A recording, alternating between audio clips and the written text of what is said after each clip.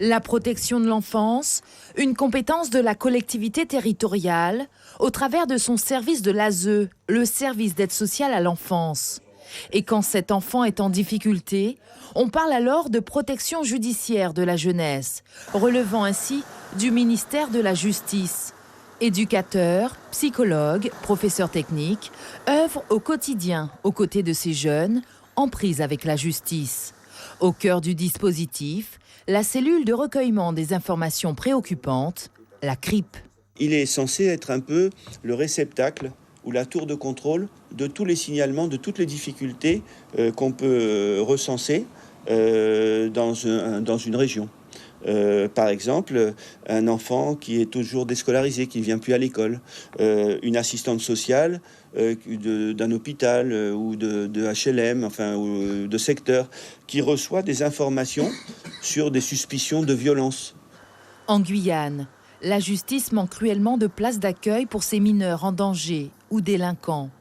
La direction de la protection judiciaire de la jeunesse assure le suivi éducatif des mineurs placés soit en établissement pénitentiaire, soit en centre éducatif ou en famille d'accueil, le mode de placement le plus courant. La DPJJ, c'est plus de 500 mineurs suivis et encadrés. Une mission des plus compliquées au vu de l'immensité et de la configuration du territoire de la Guyane. Comment gérer les problèmes de l'Ouest guyanais quand on sait que tous les établissements de placement se situent sur l'île de Cayenne. Comment prendre en charge efficacement quand du côté de l'Ouest, les réponses en matière d'insertion sont quand même un peu plus limitées.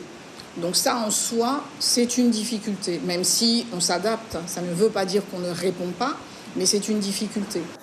Les réponses judiciaires tardent à cause d'un manque cruel de magistrats et de greffiers. La violence et le recours à des armes par les mineurs est en nette augmentation. Une délinquance qui augmente en nombre et dans la gravité des passages à l'acte.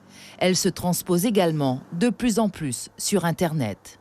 Le fait d'enregistrer des vidéos de violence est un délit. Le fait de les diffuser également. Donc ces mineurs-là victimes ont le droit de faire des démarches, ont le droit d'aller déposer plainte afin que tout cela s'arrête. Le viol sur mineurs fait aussi partie de ces cas les plus courants rencontrés par l'association d'aide aux victimes. C'est alors une prise en charge de toute la famille du mineur qui est préconisée.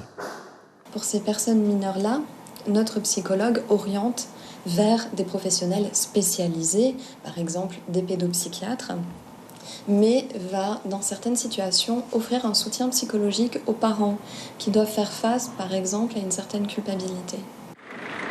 Une dizaine d'autres structures publiques ou associatives œuvrent pour la protection judiciaire des mineurs.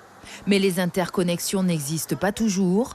Le premier conseil de juridiction en Guyane, une instance de discussion et d'échange, devrait enfin ouvrir la justice vers l'extérieur.